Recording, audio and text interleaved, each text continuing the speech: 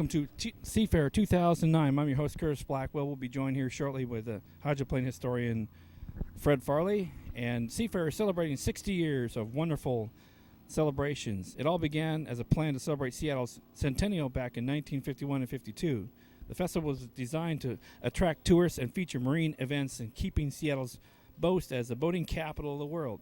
A bunch of businessmen got together, known as the Seattle Salts, and later Greater Seattle's Incorporated, recruited St. Paul's, Minnesota Winter Carnival Walter Van Camp to produce an event here. Well, Mr. Van Camp was very excited about it and wanted to wait. He didn't wait, so he put together the festival from August 11th in 1950 and built the 5,550 feet Aqua Theater at Green Lake in a mere 75 days. Seafair turned into parades, community events, and over the last 60 years, it's developed into a lot. Also, the hydroplane races, where we're at today, celebrating 59 years of hydroplane racing.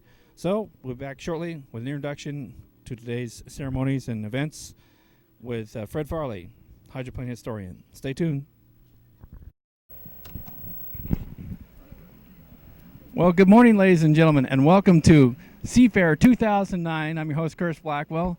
And joining me today for some of this coverage is Fred Farley. Fred, welcome. Welcome everyone to Seattle. It's a beautiful day. We're going to have some great competition. We had some outstanding competition yesterday, Saturday, for heats 1A and 1B. In both heats, coming off the final turn, the first and second place boats were head-to-head. It was anybody's boat race right down to the last 3 seconds. You don't find better competition than that, and we're going to see more of that today, I guarantee. Who's your favorite boat today? Well, the Elam and the Oberto look very impressive, but don't rule out the Formula boat. And now that the U-37 Haas Mortgage has a relief driver in there, J.W. Myers, J-Dub is a champion driver. He's standing in for Jean Thierret, who did an outstanding job finishing second in his heat yesterday, but decided that his strength wasn't completely back from his accident a month ago in Madison, Indiana. But J-Dub will be in there, and J-Dub is a winner, and keep your eye on him too. I was just down in the pits before we got here, went on the air. There's a new boat. It's a Ken Muscatel. Was that the purple boat down there? Tell me about that. What do you know about that? Okay, this is actually it's an old boat, extensively rebuilt, a new center section. And it's been worked on by Ron Jones Jr., who is a new partner with Ken Muscatel in the U-25 Superior Racing team. And it was put into the water yesterday for the first time in this new configuration. It may or may not be in the race today, but it's the newest entry in the field. So Ken ran another boat, a Fred Leland hull, at the 3 previous races this season. And so it was the first race for this new craft, or this new configuration of an old craft. And so he may or may not be in the race today, but we'll see him in competition sometime this season, I guarantee. Excellent. So we're looking for the weather's perfect. You couldn't ask for it any more nicer weather in Seattle. There's been many times it's been raining and stuff like that, but it's great. We got just a couple more minutes before you have to go do your job and be an official referee and talk about the classic stuff. But there's one boat that I was down there, and it's so beautiful. It's a Yahoo. It's sponsored by Yahoo. Let's talk about that. I know you're going to talk a little bit about it when it comes on, of course, today. But let's just kind of reminisce a little bit about Seafair and some of those classic hydros. You just can't help but understand that when you're a little kid, like I was years ago, quite a few years ago, as a matter of fact, you get hydro fever. People just don't understand it. Today's generation, some people don't understand. What do you mean hydro fever? Explain that to me if you can. Well, it all dates back to when the racing got going in this part of the country in the early 50s. There were no other major league sports on the horizon. No Mariners or Seahawks or anything like that. The boats were all we had in the Seattle area in the 1950s, and it was the biggest thing that happened in the summertime. In fact, it was basically the biggest thing that happened all year, sports-wise, in Seattle. And people really got turned on by the sport in the early 50s, and that continues to this day. And we have a replica of one of those classic boats from the 1950s in the pit area now. That's the Miss Wahoo. It was The original Miss Wahoo ran from 1956 to 1960, and it was owned by Bill Boeing Jr. and driven by the famous Myra Slovak, the Czechoslovakian freedom flyer. A year ago at this time, Bill Boeing Jr. and some other investors contracted with the Hydroplane Raceboat Museum to build an exact duplicate of the original Miss Wahoo, which unfortunately crashed in 1966 as the Miss Budweiser at Washington, D.C. But the museum group has done an outstanding job putting this brand new boat together, a representation of one of the all-time classic Ted Jones hulls. And it's the person that had a major role in the construction of the new Miss Wahoo was Mike Hansen, who also is the crew chief of the Old Boy Alberto Miss Madison. A lot of credit for how well the boat was put together must go to Mike Hansen. So it's a beautiful boat, and there's natural wood finished in the deck from the days when boats were built of African mahogany and marine plywood. Not like these technological marvels we have today, but it's something that I have just warmed the cockles of my heart. And I saw that out there the other day. It's just a beautiful thing.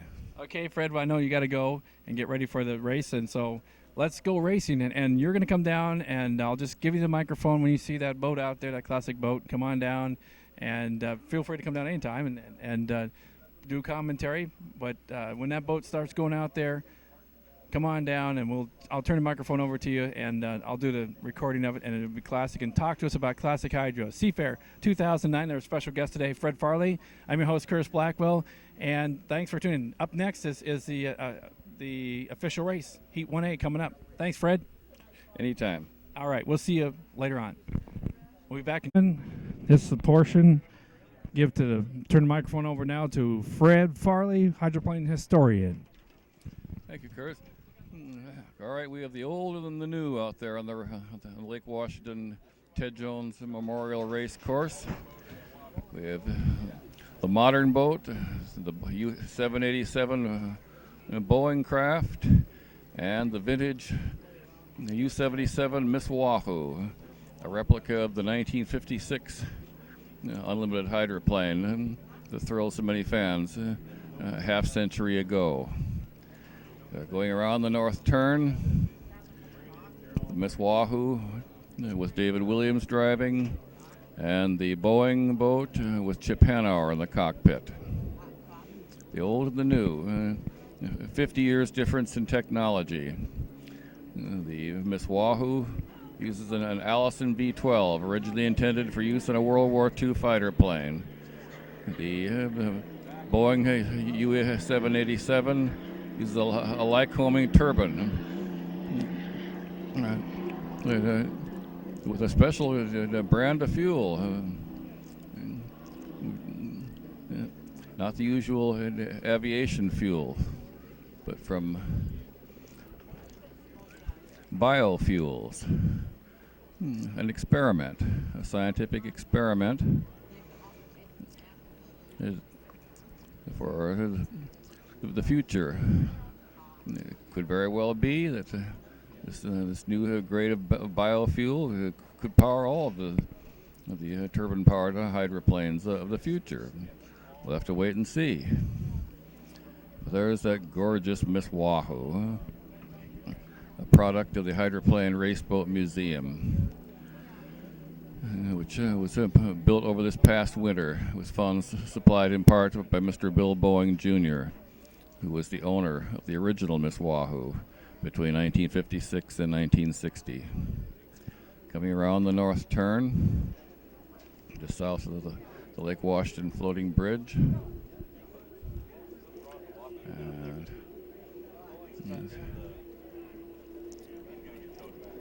The Wahoo appears to be experiencing some mechanical difficulty at the moment. It has gone dead in the water.